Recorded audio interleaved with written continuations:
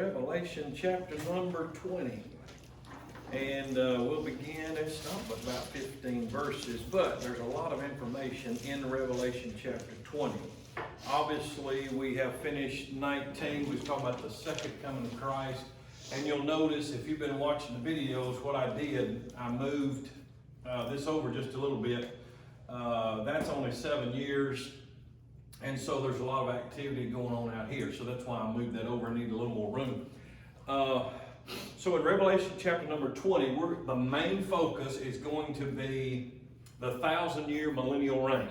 It's called the Millennial. Millennial is a Latin term meaning 1,000. So this is going to be 1,000 years. It's called the 1,000-year millennial reign of Christ. This is the kingdom that Jesus promised Abraham in Genesis chapter number 11. He also promised his disciples when he walked upon this earth, he told them to pray that way. Our Father which art in heaven, hallowed be thy name, thy kingdom come. That's what they've been looking for. They've been looking for a king to come and set up a dictatorship, a military rule in Jerusalem. That's what they wanted. That's what they wanted when he came the first time. The nation of Israel as a whole did not accept that. They crucified him. So this sort of moved this out, inserted us in, which I'm glad for.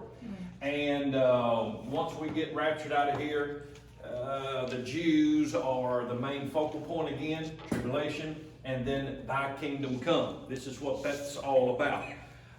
Look at Revelation chapter number 20 and verse number 1. And I saw an angel come down from heaven, having the key of the bottomless pit and a great chain in his hand. And he laid hold on the dragon, that old serpent, which is the devil, and Satan, and bound him 1,000 years, and cast him into the bottomless pit, and shut him up, and set a seal upon him, that he should deceive the nations no more, till the 1,000 years be fulfilled, and after that he must be loosed a little season.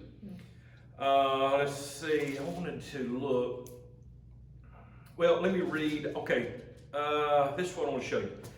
Obviously, I've already said, this is 1,000 years, okay?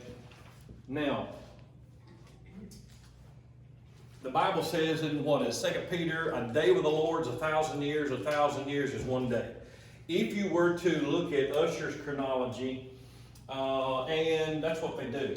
They count all the, you remember all the begats that we all skip reading when we're doing our Bible reading? We skip those, and so-and-so lived so many years, and he died, and this, that, and the other. You accumulate all of that, and you figure out, before the cross, all the way back to Adam. Obviously, I don't have any room, but all the way back to Adam is 4,000 years. That is 1, 2, 3, 4 days. It's an amazing thing that in the creation, the sun showed up on day 4. Well, after 4,000 years, the sun showed up in the 4,000th year. So this is 4,000 BC, before Christ. The church age is 2 more years, or excuse me, 2,000 years. Okay? So you've got 2,000 years, we're in what? 2021. And then this is 1,000 years. So you think about the creation. The creation in Genesis. 6 days, 1, 2, 3, 4, 5, 6 days, he created everything, and on the 7th day, he rested. He wasn't resting because he was tired, he was resting because he was through. I'm done, I'm resting. So you have 4,000 years, 6,000 years of creation, and then he rests on the 7th. Here's another interesting thing about in Genesis, the creation. What it says about the creation, it says, and the evening and the morning was the first day. And the evening and the morning was the second day. Evening and the morning was the third day. You got the picture. On day number 7, well, let's look at Genesis chapter 2. Hold your place. So coming back, Genesis chapter 2. All through the creation, and the evening and the morning was, this, that, and the other. And it moves on to the next day. Genesis chapter 2, verse 1. Thus the heavens and the earth were finished, and all the host of them. And on the seventh day God ended his work which he had made. And he rested on the seventh day from all of his work which he had made. And God blessed the seventh day, sanctified it, because that in it he had rested from all of his work which God created and made. Notice there's something missing. Notice that nowhere does it say, and the evening and the morning was the seventh day, because this seventh day never ends. It matches, if you were to look on where I got all your verses, Luke chapter 1, verse 32, the first verse right there on this page. This is where it says, like in verse 30, it says, fear not, Mary, for you're with child, you're going to name him Jesus, and all that kind of stuff. And then it says, he shall be great, and shall be called the Son of the Highest. And the Lord God shall give unto him the throne of his father David. And then, I didn't put this on there, I should have, but then verse 33 says, and of his kingdom there shall be no end. Mm-hmm. So it matches the creation. Now, here's, okay, you see the next verse? Now, we're getting into a lot of numerology stuff, and I don't have time to do that tonight. But anyway, Hosea chapter 6, verse 2, that's why I got these verses on here, because it takes forever to find all these. After 2 days will he revive us. Us is the nation of Israel. In the third day he will raise us up, and we shall live in his sight. After 2 days, 1, 2, he shall raise the nation of Israel up, and the third day we shall live in his sight. Here's another interesting thing. Let me see, let me make sure it just came to my mind on John 2. And a lot of people, you just bypass that. Why does it say, and after 2 days or after whatever? And it's an amazing thing. Everything in the Bible is in there for a reason. All right. If you were to look at John chapter 2, and it says this, and the third day there was a marriage in the Cana of Galilee. Y'all remember last Sunday night, we were talking about the marriage of the Lamb. The Lord, we were going to go to the marriage supper of the Lamb. And in John chapter number 2, it says, in the third day there was a marriage in the Cana of Galilee. It's an amazing thing. In the third day there's a marriage.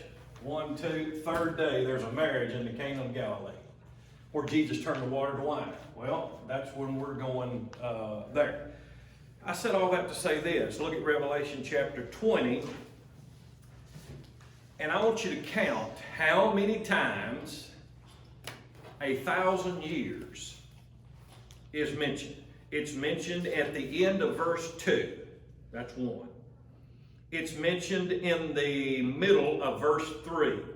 Till the 1,000 years shall be fulfilled. Y'all see that? Mm-hmm. Let's see. The third one is the end of verse 4. There's the third one. The fourth one is in verse 5.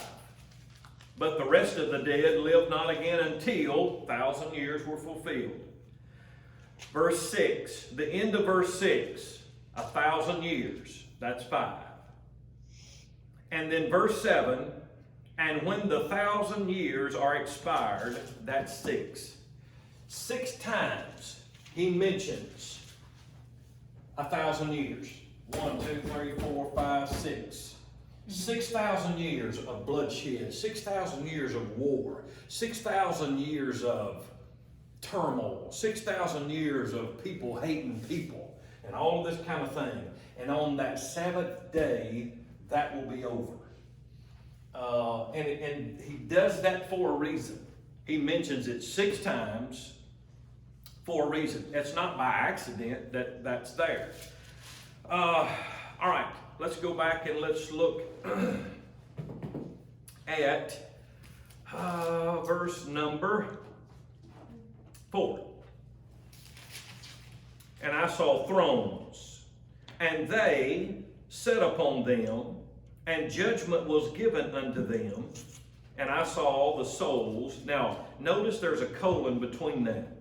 The first part of that, I saw thrones, and they sat upon them, and judgment was given unto them. That's your church age saints. That's this group right here that has been caught up, come back with him, and we will rule and reign with him in the 1,000-year millennial kingdom. Colon, and then I saw the souls of them that were beheaded for the witness of Jesus and for the word of God, and which had not worshipped the beast, neither his image. Now, take a wild guess who those folks might be. Yeah. They didn't take the mark. They didn't worship his image. That's that and the other. So your first part of verse 4 is this group. We're going to judge with him. And the second part is this little group right here that didn't worship his image, neither had to receive the mark in their foreheads or in their hands. And they lived and reigned with Christ 1,000 years. Now, here's another verse I wrote for you there, Matthew 8, verse number 11. Jesus told his disciples, and I say unto you that many shall come from the east and west, and shall sit down with Abraham, Isaac, and Jacob in the kingdom of heaven. Now, this 1,000-year millennial reign, all right. I know we've talked about this before. This thing goes back to like it was in the Garden of Eden. In the Garden of Eden, there were vegetarians. In the Garden of Eden, there was no curse. Before sin, there was no food chain. A bear or a lion or anything like that was not looking at a goat or a sheep wanting to eat them. They were able to live together in the Garden of Eden in a perfect environment. It was almost like a greenhouse effect where before sin entered the world, it was a perfect environment. No sunburn. It was, like I said, the greenhouse effect.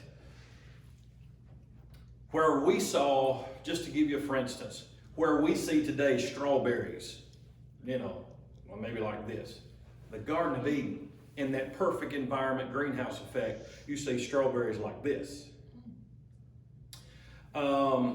This is something that Adam did not have to work. Eve, they didn't have to work. They didn't have to hold the ground and till it and make it. Did it on its own. It was a perfect environment. So when you go back, so when the sin entered the world, that's when the curse fell on the earth. That's where lions started looking at a lamb and go, "Hey, I want to eat you." That's where Satan was cursed. Serpent, crawl on your belly, eat dust for the rest of your life. This, that, and the other. Women, childbearing years, painful, to be delivered, all that kind of stuff is because of sin and all of that in the Garden of Eden. 6,000 years of blood, guts, and glory. And then here, when Jesus Christ comes back as King of Kings and Lord of Lords, he's going to set up a kingdom that goes back to the way it was in the Garden of Eden, to where the curse is going to be lifted. The lion's going to lay down with the lamb. I gave you the verses so we didn't have to turn to them. Look at Isaiah 11, verse 6. Isaiah 11, verse 6. Now, the only thing I'm not liking about this is I think we're going to go back to a vegetarian type environment, and that's probably not going to be my cup of tea. But anyway, Isaiah chapter 11, verse 6. The wolf also shall dwell with the lamb, and the leopard shall lie down with the kid. A kid is a goat.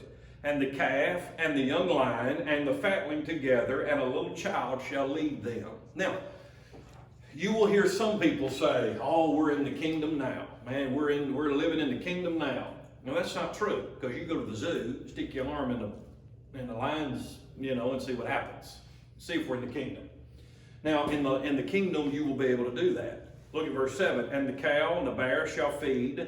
Their young ones shall lie together, and the lion shall eat straw. See, that's the part I don't like. Straw like an ox. So we're going back to a vegetarian type state in the kingdom. Now, all right, let me read verse 8 before I comment. And the sucking child shall play on the hole of an asp, snake, and the weaned child shall put his hand in the crocodile's den. All of this kind of, the curse, basically what Isaiah 11 is saying, the curse is going to be lifted. And those kinds of things, no more food chain, that kind of thing is going to be lifted. Now, here's something I want to point out. The church age, the people that go up in the rapture, we get a glorified body. This corruptible put on incorruption, and this mortal put on immortality. We'll get a body just like the Lord Jesus Christ. Here's something you need to remember because it gets confusing if you don't remember this. The church, the bride of Christ, we are the only group. This little group right here, from the cross, where the church started, all the way to the rapture, is the only group in a glorified body. Everybody else, Old Testament saints, tribulation saints, kingdom saints, or whether they're saints or lost, makes no difference. In the kingdom, they're going to be in regular bodies just like we have right now. This group right here is the only ones that will be in glorified bodies. The other folks are going to be in natural bodies. Just mamas and daddies are still going to be having kids in this 1,000 years. A lot of kids can be had in this 1,000 years. There's going to be kids born in the tribulation period. Kids that were born after the rapture. And, you know, a kid probably could be what? As old as 6 years old. Because all the kids before here go up in the rapture. Under age accountability. But then there's kids that possibly could be as old as 6 years old in this tribulation period. And then this 1,000-year millennial reign of Christ, if it goes back to the way it was in the Garden of Eden and everything is escalated, then you probably could have a child in less than 9 months. Now, I'll show you what I mean.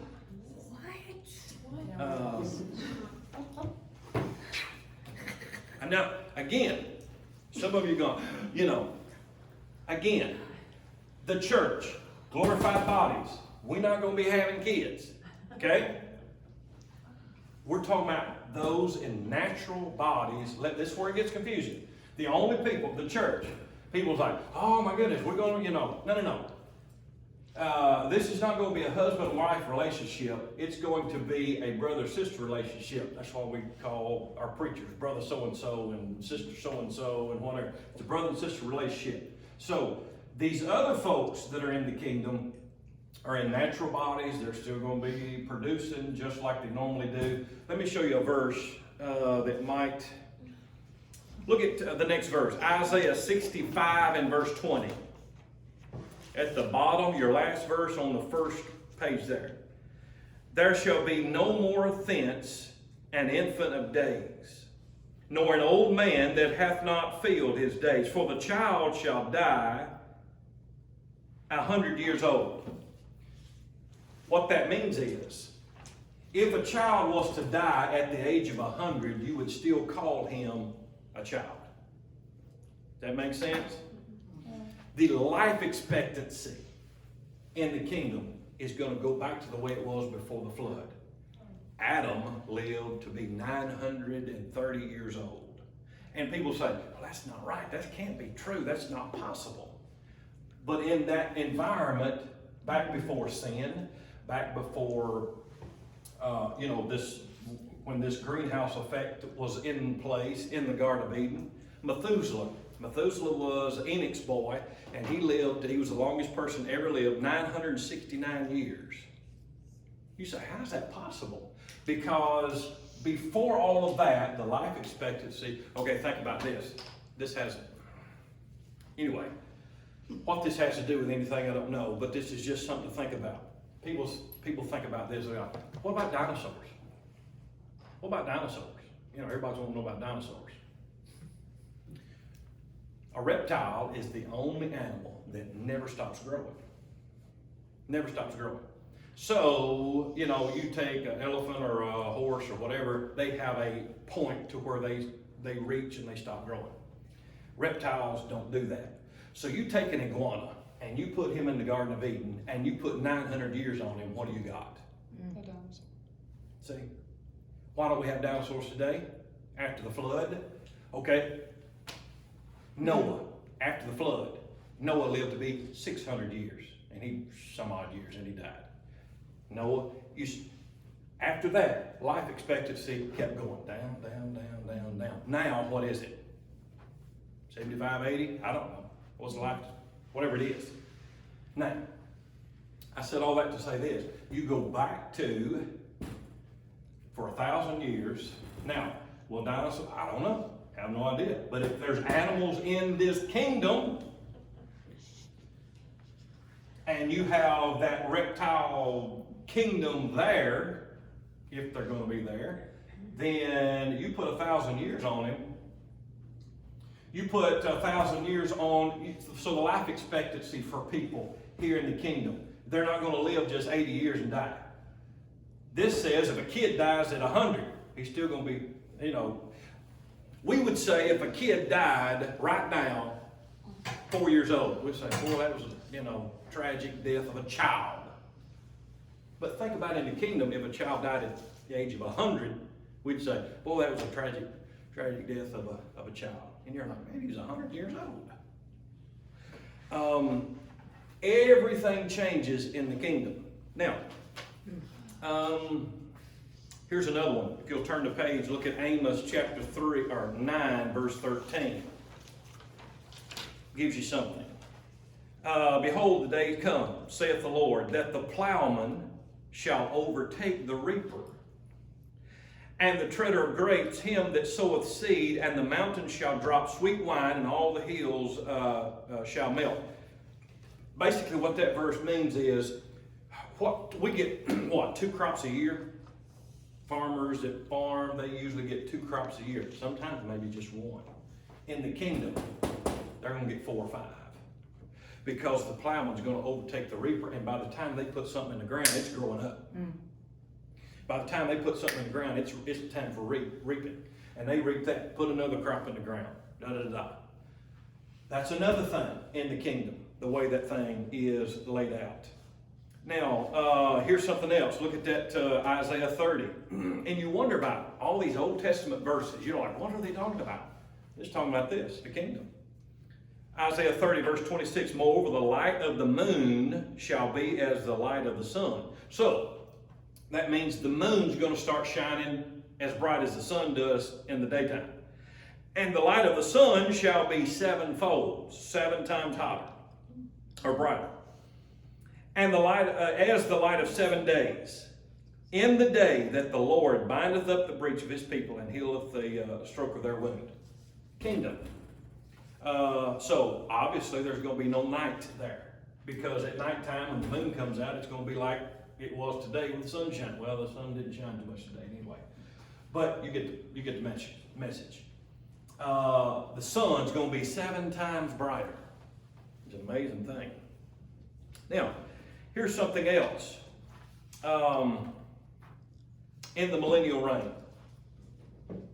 there will be the 12 tribes of Israel will gather together in Jerusalem, and they will line up. If you'll notice that picture at the bottom, that picture at the bottom is of the Old Testament tabernacle of Moses. When they carried that thing from place to place, the 12 tribes were supposed to line up in groups. If you were the tribe of Reuben, you were in this group. If you were the tribe of Simeon, you lined up in this group. And they lined up in that fashion, and little did they know it made a cross.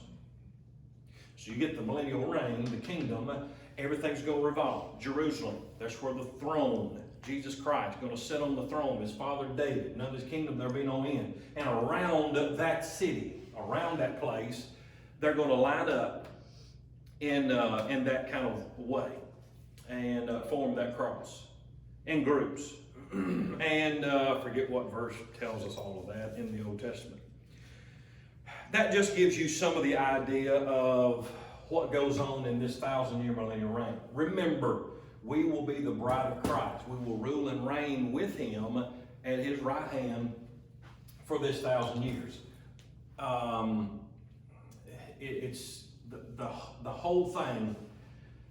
If I can say it this way, it's almost like heaven's gonna, okay. He taught the disciples to pray. Our Father which art in heaven, hallowed be thy name. Thy kingdom come, thy will be done on earth as it is in heaven. So it's almost like heaven comes down and sits upon this earth. That's the way it was in the Garden of Eden. Heaven came down. And when sin in the world, I mean, heaven's like, no, we're out. And all of that kind of thing. So that's the way it is going to be in that 1,000-year kingdom. Now, go back to Revelation 20. And let's look here. Let me see where I want to go to. All right, look at verse 5. Because I ended with verse 4. Everybody that was reigned with Christ for 1,000 years. Okay, but the rest of the dead lived not again until the 1,000 years were finished. This is the first resurrection. So after this 1,000 years is finished, there's going to be a resurrection. It's called the Great White Throne. We'll get to it in just a minute. Blessed and holy, verse 6, is he that hath part in the first resurrection. On such the second death hath no power.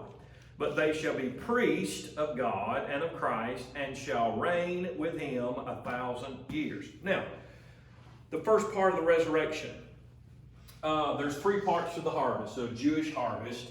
You have, according to 1 Corinthians 15, you have the first fruits.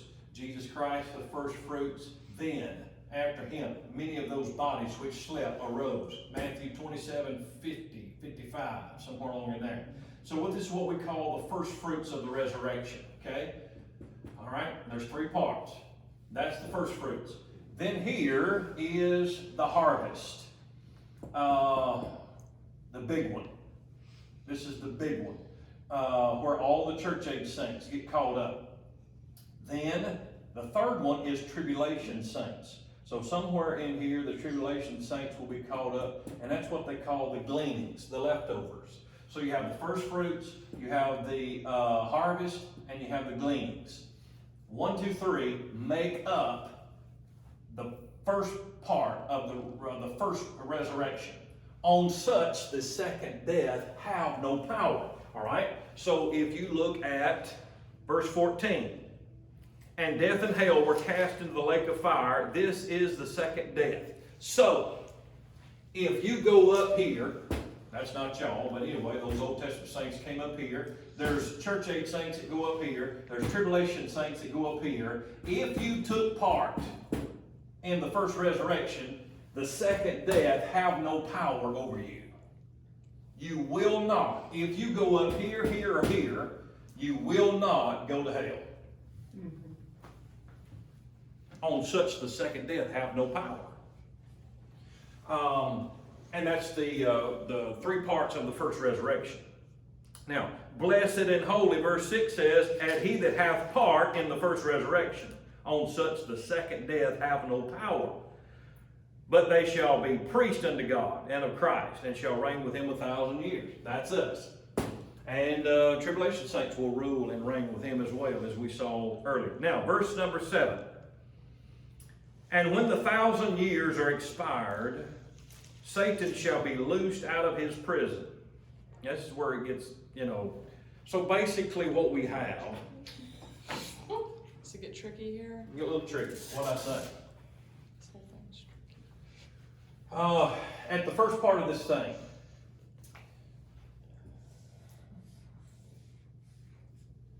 Satan will be cast into the bottomless pit for this whole 1,000 years. For this whole 1,000 years, Satan's going to be shut up. We read about that in the first part of chapter 20.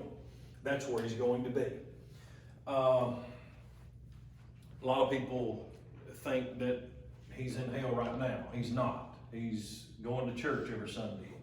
And, and all that kind of thing. That's where he's at. The great chain coming and laid hold on the dragon. Where was the dragon? Well, in the middle of the tribulation, remember, he got cast out onto this earth, and that's where he was. So when the great chain comes down, he's going to be on this earth, and he'll be cast into the bottomless pit for this 1,000 years. So, for this whole 1,000 years, there will be no Satan, no dragon, all that kind of thing. Now, this is what's interesting. Watch this. And when the 1,000 years are expired, Satan shall be loosed out of his prison and shall go out to deceive the nations which are in the four corners of the earth, Gog and Magog, to gather them together to battle, the number of who is the sand of the sea. Now, I know what you're thinking. You're probably thinking the same thing I'm thinking. How in the world?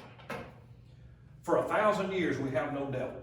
For 1,000 years Satan is locked up somewhere. How in the world is he going to get loosed out of his prison at the end of this thing and be able to convince anybody to get on his side? All right, you remember this. In the Garden of Eden, they lived in a perfect environment, right? I don't know. We're doing this again? Hang on. For those of you watching, there's just a little outburst there, no problem. In the Garden of Eden, they lived in a perfect environment. Everything was perfect, fine, this, that, and the other. Man still has a rebellious nature. Put it to you this way. How many of you ever heard this? Satan made me do it. Satan made me do that. Well, I hate to give Satan credit, but Satan gets blamed for a lot of stuff he didn't have no part in. All right? Most of the stuff we get involved in ain't got anything to do with Satan. It's just our rebellious nature. I know that's a little preaching, but anyway. Because even as a kid, an innocent kid, you tell him not to go play in the road, you go back in the house and turn your back, they're going out in the road. Every person is instilled with a rebellious nature. Just like us, adults. We see a sign sitting on the side of something, and it says wet paint. We're going to go by there and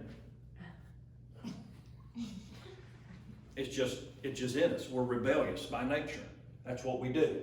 So you take this for 1,000 years without Satan, and he comes back, guarantee you, he's going to find some rebellious people that didn't like the king and how he was running things. Can you imagine that? No. That won't be us, right? No, we're a glorified body. That's what I'm thinking. All right. Oh. All right. Yeah. Now the light comes on. Hallelujah. I told you it gets confusing if you don't remember. Okay. Glorified bodies, we cannot be affected or touched by him.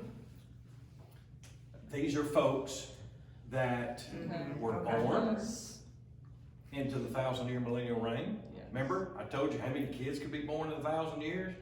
Possibly some kids that were born in the tribulation that didn't take the mark, made it over in here to the kingdom. They don't like what this king is doing, setting up in Jerusalem. And so when Satan comes out and says, hey, what happened in the Garden of Eden? Perfect environment. Satan slithers in, says, Eve, you know what? God really didn't mean what he said. And I can show you some things, and you become as God, and you can be better than he is. If you'll just take this fruit. Same thing. Satan comes up out of here, and there are people that, and he'll say, you know what? How's that king been treating you here the last 1,000 years? Hadn't been giving you much attention. He's given all the Jews the attention. That's what I thought. He really don't love you. He don't care nothing about you. All he cares about is them Jews. If you get on my side, we'll overtake him. Do you know there are going to be some people that's going to go with him? Now, if you want to read about that, and I got time to do it tonight, definitely don't have time to do it tonight. Ezekiel 39. Ezekiel 39 will tell you about that battle. Now remember, there's a battle here, Battle of Armageddon, different battle.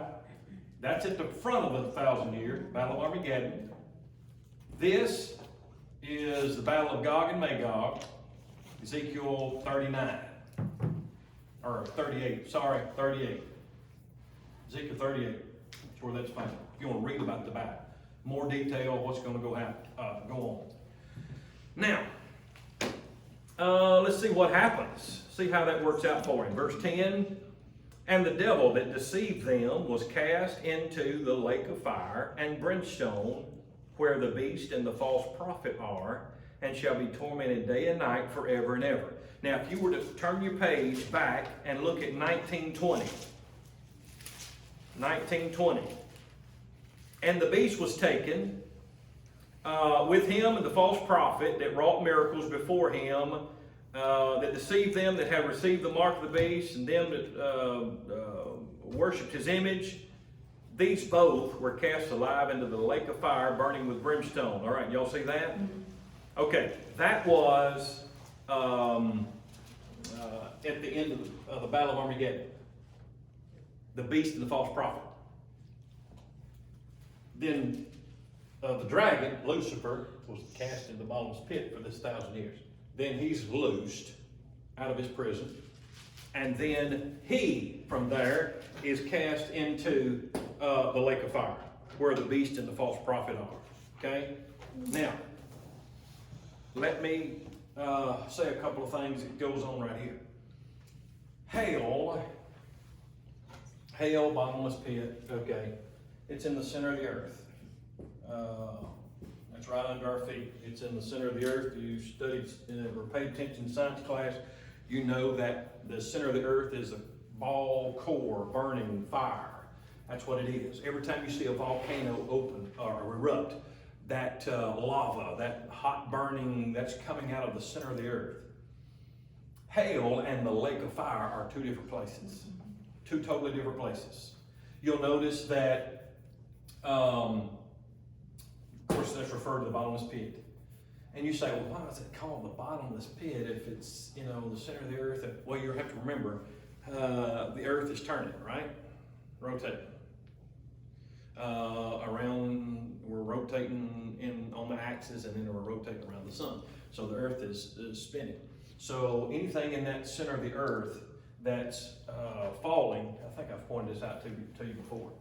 But by the time, if this thing is spinning, like the earth is spinning, and you start falling, by the time you get to the bottom, this thing is done spinning around, and you're at the top again. You understand? Mm-hmm. Bottomless pit. Mm. The lake of fire, I'm not sure where it's at. Did you get that? Mm-hmm. Okay, good. That's all we got. That's all we got. The whole thing. All right. Bless him, Lord. Sometimes you just need to separate the sisters, put somebody between them. We're not the only two. And so the lake of fire, I'm not sure where that's at, but it's somewhere totally different. I would say probably the sun, I don't know. Wherever the furthest from God is, that's probably where the lake of fire is going to be. I have no idea where that's going to be. But it's two totally different places. Now, let me see here, and let's look at verse number, where did I get to? Verse number 11. Let's look at verse number 11. Now, before I hit verse number 11, this is, if you want to look at, we got time, look at Luke 19. Luke 19. And if you've ever read these parables and you're like, what in the world do these parables have to do?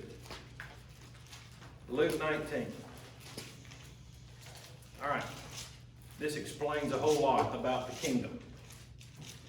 Luke 19, and let's see, about verse number 11. And as they heard these things, he added and spake a parable, because he was nigh to Jerusalem, and because they thought that the kingdom of God should immediately appear. He said, therefore, a certain nobleman went into a far country to receive for himself a kingdom and to return. he called his 10 servants and delivered them 10 pounds. And he said unto them, Occupy till I come.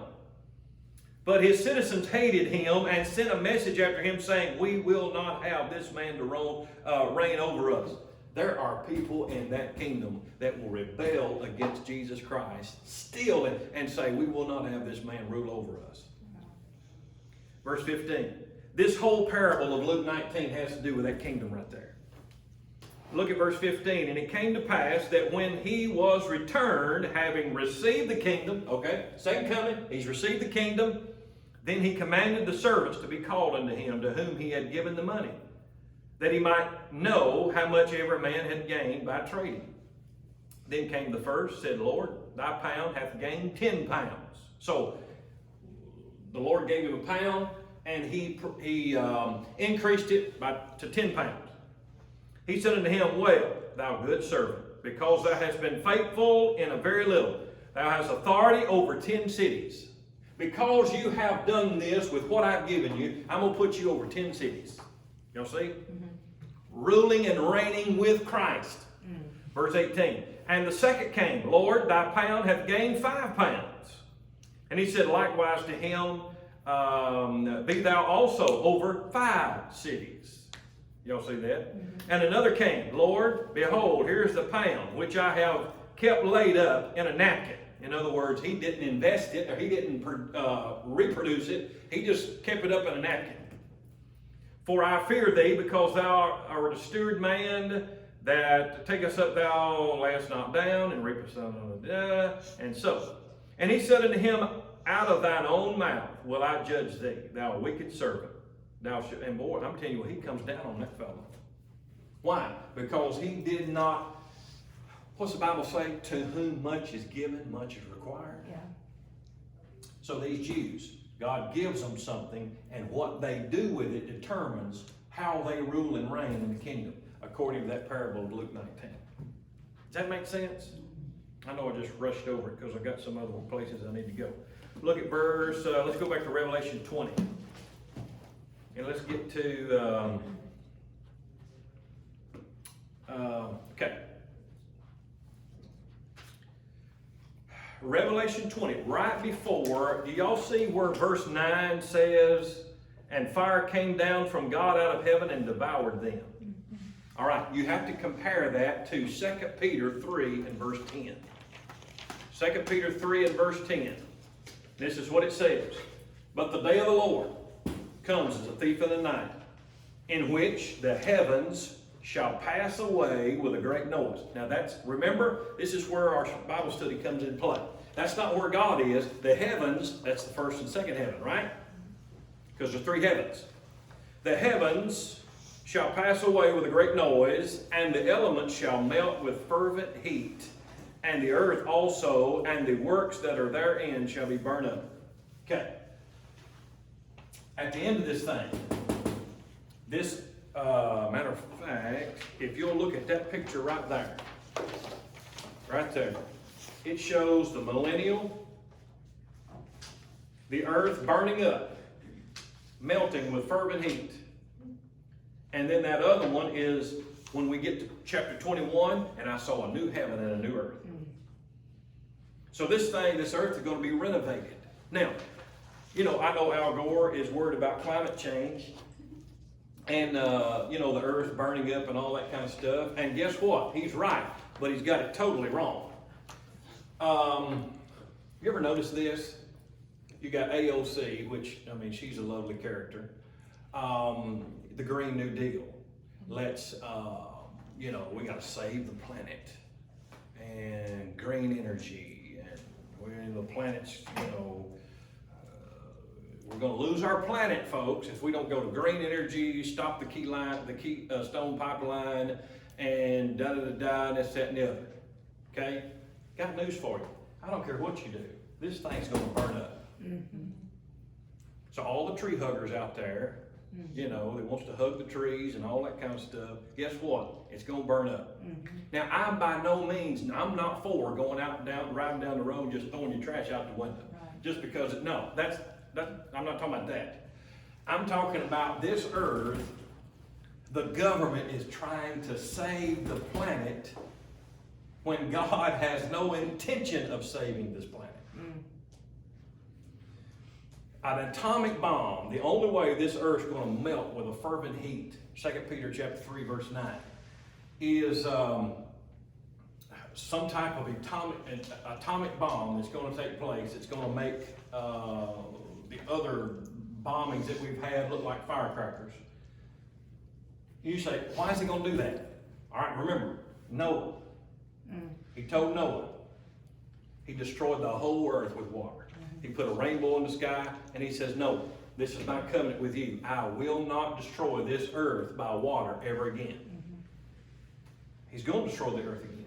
Not by water, but this time by fire. Fire is a purifier. And that's in 2 Peter chapter 3 and verse 9. You have to put that with verse number 9 of Revelation 20. Fire came down from heaven, got out of heaven, devoured them, this, that, and the other. And then the devil was thrown into the lake of fire, verse 10. Then verse 11.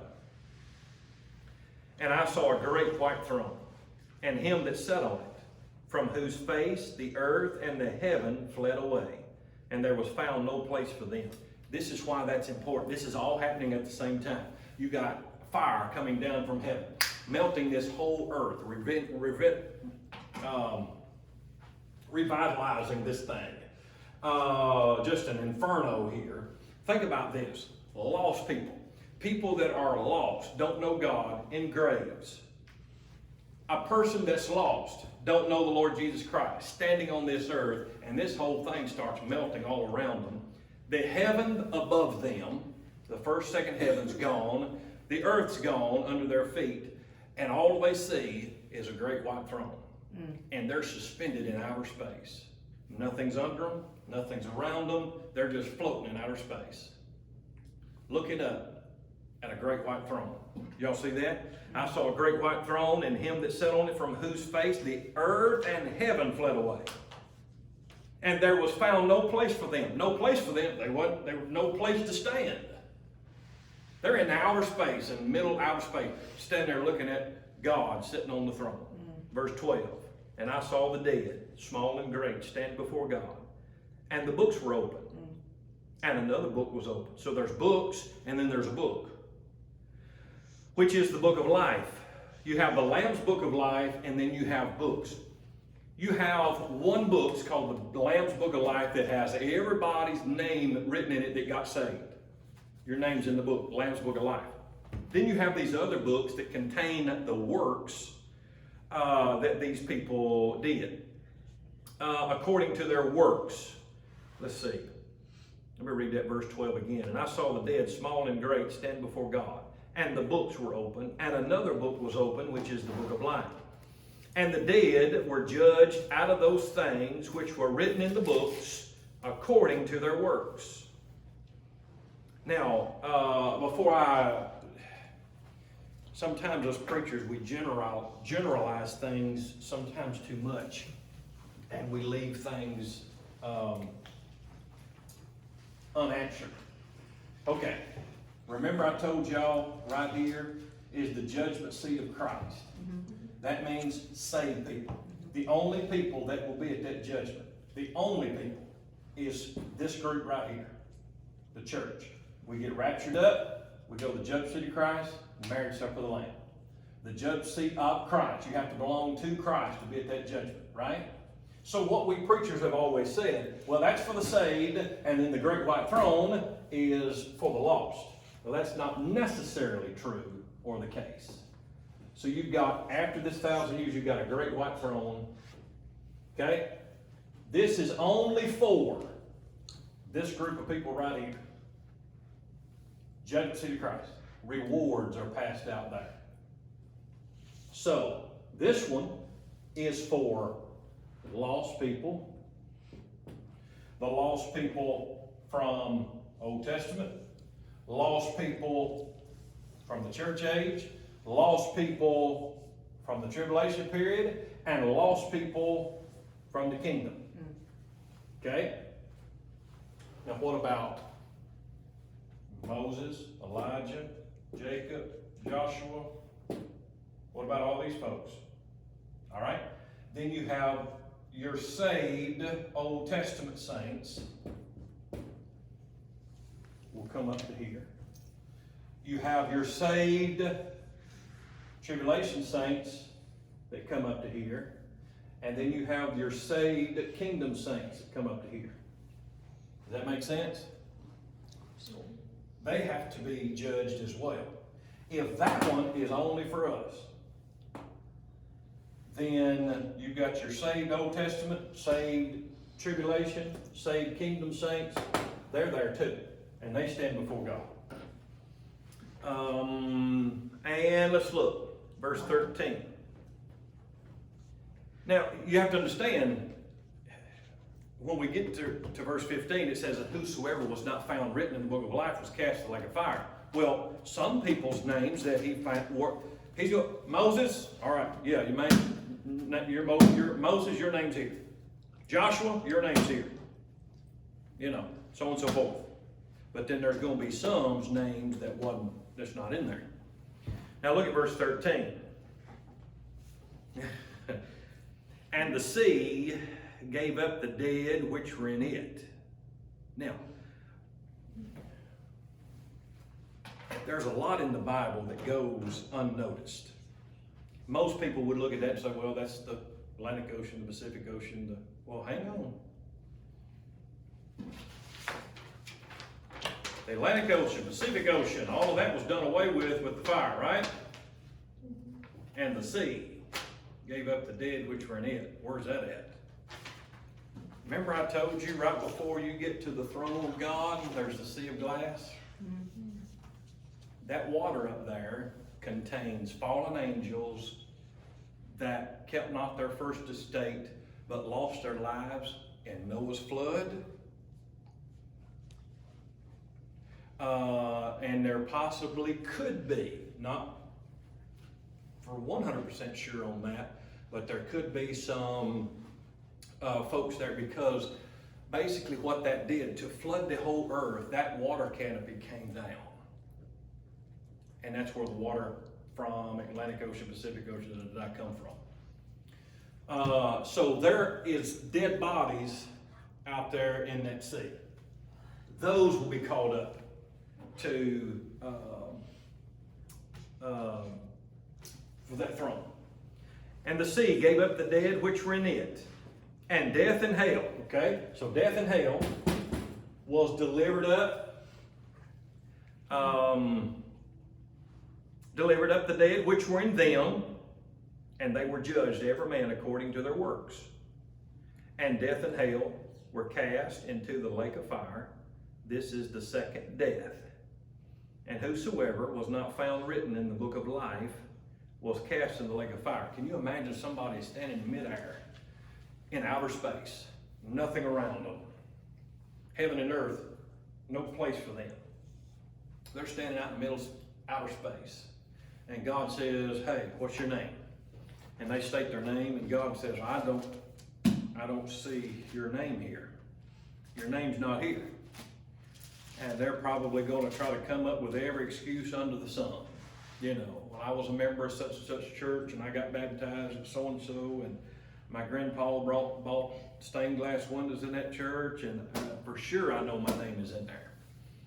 And God's going to say, well, I can't find it. And automatically, just standing in midair, the bottom falls out, and they go straight to the lake of fire. You imagine that? Whosoever is not, we're talking about people that that have never accepted Jesus Christ as a personal Savior. They rejected Him in the Old Testament. Some have rejected Christ in the church age.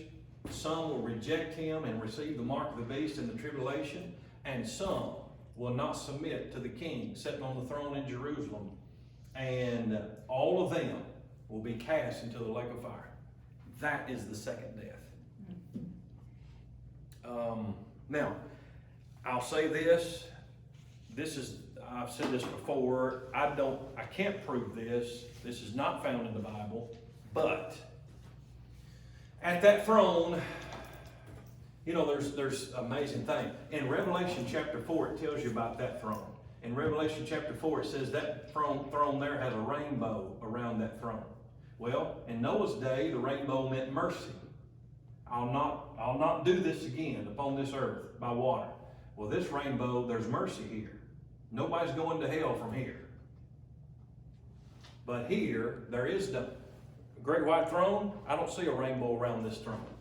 Why? Because there is no mercy. There's no mercy here mentioned. Now, if this is like the Apostle Paul, what he mentioned in Romans chapter number 9, I think it was, of where it's the Olympic Games. And when you have the Olympics, you think about the Olympics, and there are participants that are participating and doing whatever they're doing, their game.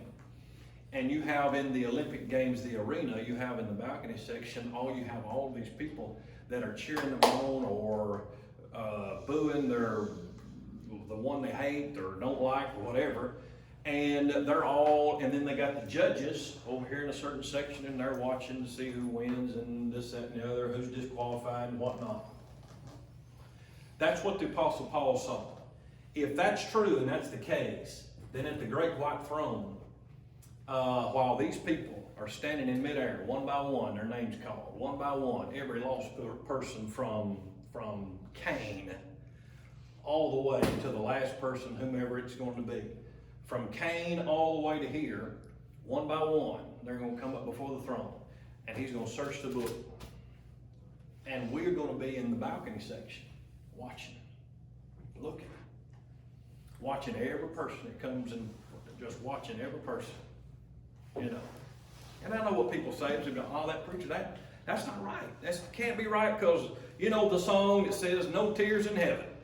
Well, if you'll look at chapter 21, verse 4, and God shall wipe away all tears from their eyes.